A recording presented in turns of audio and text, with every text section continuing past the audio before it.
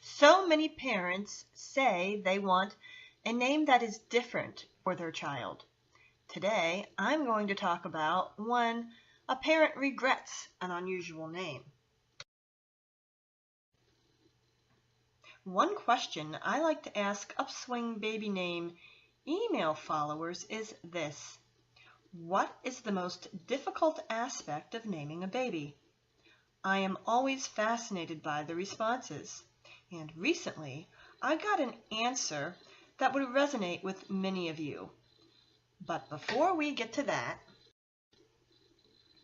let's review readers' top responses to this question. This is at the time I'm recording this in May 2014.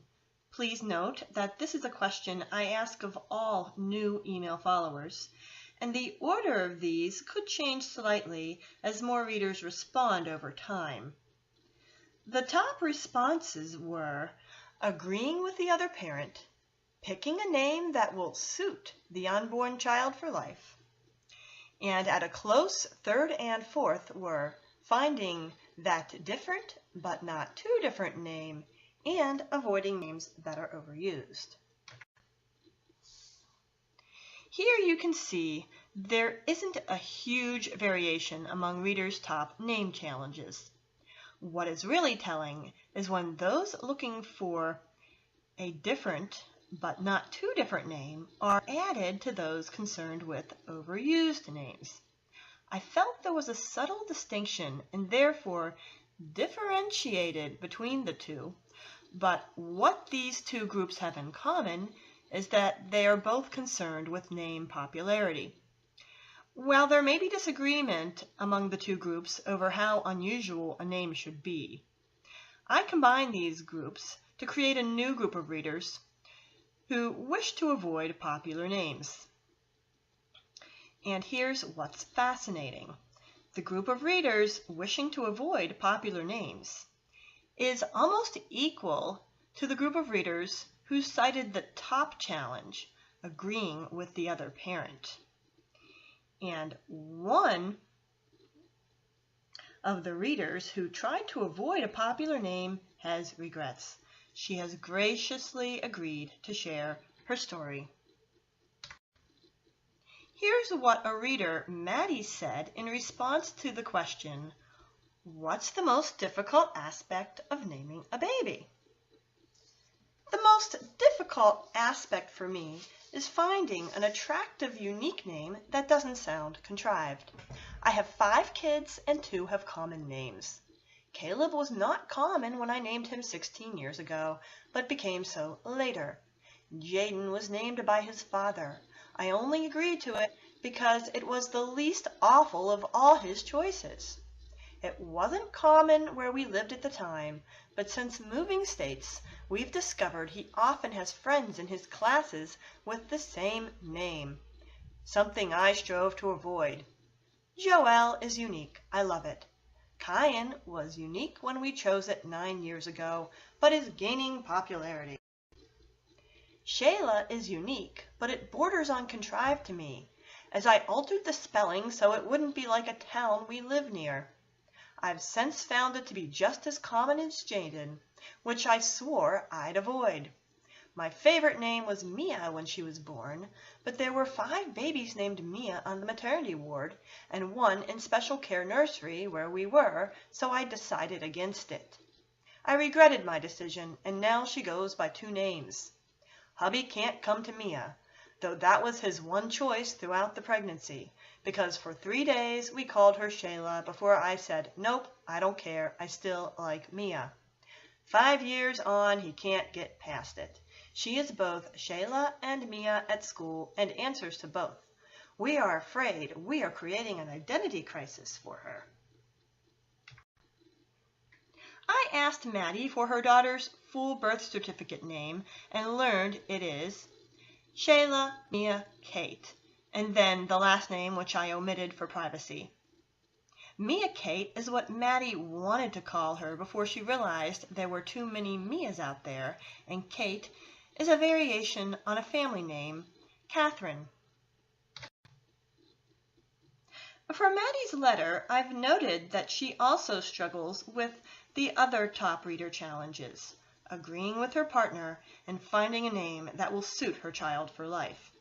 There are only a small number of names that meet all of the top 3 criteria, meaning they aren't popular, they suit the child for life, and are loved by both parents.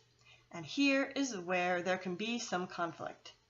In an effort to avoid a popular name, Maddie regrets that she picked a name that may not suit her daughter for life. Shayla Mia's age is an important consideration here. I have said this before. The parents give the name, but the kid owns it. And I feel this is certainly true by age 5. With that in mind, Shayla Mia's feelings must be kept under consideration. In the next slide, I'm going to talk about some options, but a lot of these options are going to affect Shayla Mia and should require some buy-in from her. There are so many options, but I want to start with options that involve the least amount of change and then introduce increasing amounts of change. The first option is the status quo. The advantage to this is that it requires no effort, of course, but the disadvantage is that this might be disappointing to Maddie. But before we dismiss this option outright, I would like to add my impression of the name Shayla. I don't feel it's an unbearable name. It's not one of those extremely odd names that causes double takes. And the nickname Shay is really cute. The only downside is the spelling. And I agree, the pronunciation may not be obvious with this particular spelling. However, I believe in time most people who know Shayla Mia would get used to it. And I hesitate to recommend a spelling change at age 5. What makes Shayla wearable is that it has something in common with many other stylish names. That is the YLA ending. There are several names like this in the US Top 1000, such as Mila, Kyla, Lila, Nyla, and Skyla. This is based on the most recent year for name statistics, which was 2012 when this was recorded. Lila, Kyla, and Nyla are all either holding steady or going down slightly in popularity, while Mila and Skyla are going up a bit in popularity. This suggests that a Shyla would fit in. Of course, this might reinforce Maddie's concern that Shayla isn't as unique as she thought, that she had mentioned that the name felt almost as common as her son's name, Jaden. This leads us to option 2, which is dropping Shayla and calling her daughter Mia exclusively. But based on what Maddie wrote, I don't think her husband would be on board with this. The most conventional option would be simply to call the child by her first name and drop Mia. This would be almost as easy as the first option, which was keeping the status quo and continuing to use both names. But this might be a disappointment to the reader, Maddie. However, now that the child has been living with her name for 5 years, the child's feelings are at least as important as Maddie's. The following options would be too much of a disruption for a 5-year-old, in my opinion. I've considered the first option, consistently using both names together. But as I say them together for this presentation, I don't feel they roll off the tongue as well. If Maddie disagrees, then this might be a viable solution, but if she finds it awkward, I would avoid it. A spelling change might be possible if Shayla Mia isn't writing her name. But since she's in school, there's a good chance that if she's not writing her name already, she's learning to. Mia Kate and Kate are both very pretty, but now that the child is 5, I don't think either name will stick. And since it's hard to predict which name will stick, I wouldn't make an official name change. With an official name change, there's disagreement among those who have gone through it over how much hassle is involved. On the one hand, some people say it's no big deal once the paperwork is filed, and on the other hand, there are other people who say it's a huge inconvenience because they are required to provide paperwork for both the old and the new names in some situations, such as getting a passport.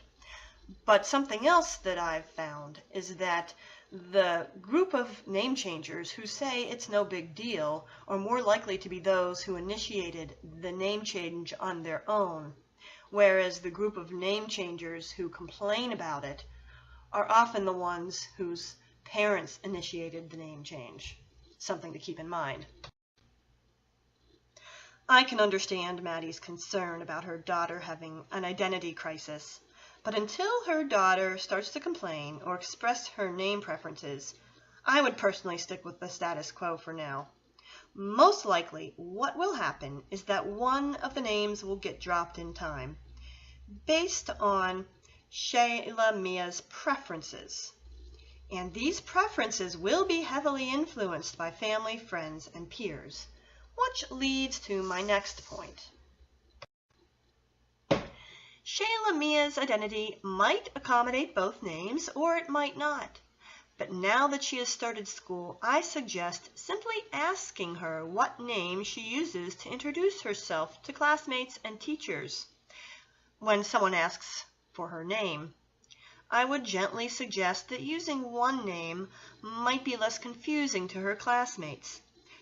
Asking these questions might give some insight into Shayla Mia's personal feelings about her name and whether or not she prefers one name over the other. Her teacher may have some insight into whether or not using both names has caused confusion at school. If she is using both names at school without problems, then I wouldn't worry about it. By the way, that little girl in the school bus in the picture is not Maddie's daughter.